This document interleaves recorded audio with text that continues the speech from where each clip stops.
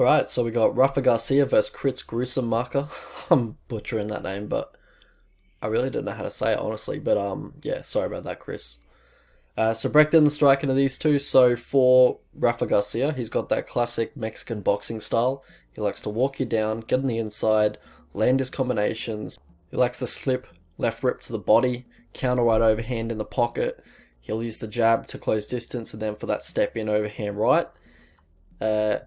Yeah, he likes to come forward, put a pace on you, put a bit of pressure on you. Keeps that high guard, looking to slip, just constantly looking to slip and rip to the body. Yeah, he does mix it up to the body quite nicely. And for Chris, he comes in with that forward pressure as well. He likes to get in your face. He just likes to get in your face, put pressure on you as well. He's that type of guy that he'll take 2 or 3 to land 1 type of guy. Yeah, really bad striking defense. Has his hands low at all times for some reason. Leans back to his right to avoid strikes. He's very, very predictable, and Alex Hernandez got the read of it very quickly and dealt with that basically immediately. But yeah, what Rafa Garcia does, he throws a low calf kick as well. He's faced a lot of southpaws lately, so he hasn't been able to throw them too much, but he does have a nice low calf kick, and Chris doesn't check leg kicks at all. One thing Chris does look for a lot is the rear uppercut, like the bolo uppercut, and Rafa Garcia, he does dip a lot. He's always level changing for that overhand, or he's shooting a takedown. Like he's level changing quite a bit, and he is dipping quite a lot. So I think that rear uppercut might actually be a good weapon for Chris in this fight. But as I just alluded to, yeah, Garcia, he likes to mix in the takedowns as well. Likes to shoot a double when the opponent's near the fence. He'll set it up with a straight right. So if you start on the straight right near the fence, you get ready to, defend the double leg. His go-to takedown in the open, when he's not near the fence, is the single leg. He likes to, duck under a right hand of the opponent and then go for a single leg from there. Looks to run the pipe to finish it. Chris Gruetzemacher, he does have good takedown defense. Especially, of note, is a good sprawl in the open. But where Rafa shoots his double leg is near the fence, so you don't really have too much space to sprawl, but in general he does have good takedown defense. I don't see it being too much of a game changer that, Rafa does shoot takedowns every now and then. I see this fight mostly playing out in the feet. So how these guys win fights, so for Garcia, he's got a good chin, he's durable, he's quite well rounded, mixes it in very nicely. For Chris, he's got good cardio, good chin.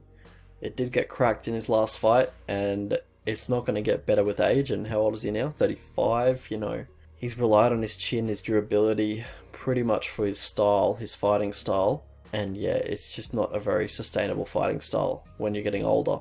And how these guys lose fights, yeah, he has terrible striking defense. Talk about Chris. Yeah, just terrible striking defense. Path to victory for these two. So for Chris, look for the uppercuts, talked about before. Look for leg kicks of your own. Look for straight elbows. I think I can't remember which fight he threw a straight elbow in, but Garcia is open for that straight elbow. Like he comes forward most of the time. He's dipping quite a bit. So if you can intercept him with that lead elbow, then you never know, it could create a cut, could stop the fight, and that would be a potential way to finish Garcia, because other than that, he's very hard to finish. And for Garcia, the path to victory is take the front foot, low calf kicks. He doesn't check them, as I said before. Counter his kicks with a hard 2. He keeps his hands low, and he's just very open when he is kicking. Look for that overhand right. I actually don't hate the overhand right in this spot, because Chris, he does lean back very hard to his right when he is defending jabs. So yeah, you pop the jab out, and then you throw the overhand right. Also look to mix in takedowns, I guess. Catch a kick and work a single leg. Wouldn't hurt to mix it in.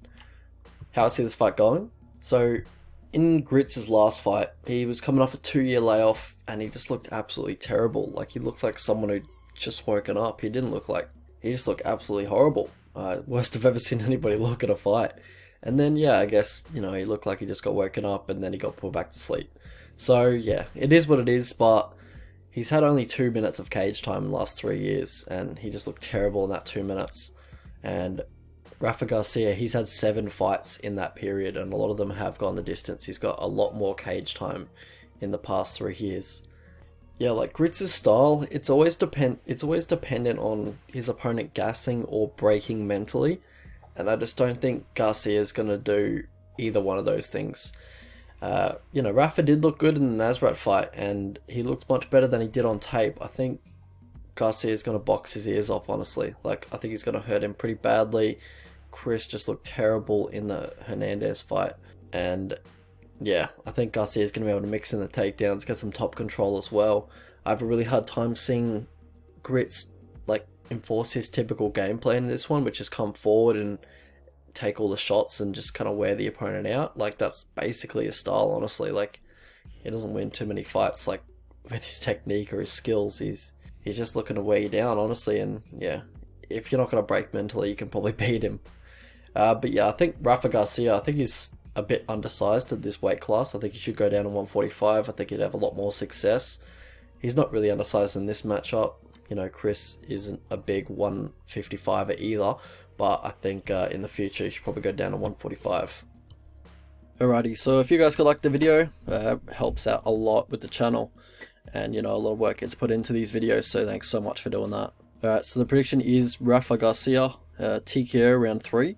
I think he deserves to be a big favourite here. I think he does everything Chris does, but to, you know, he's better, he's younger. Chris just looked absolutely horrible in his last fight, so I really can't blame anybody who's parlaying Garcia at anything above $1.35 or minus 290 or whatever that is. But yeah, I really can't hate on that. But I do think he really should win in this spot, and I think the UFC know who they want to win in this spot, and they've matched him up accordingly.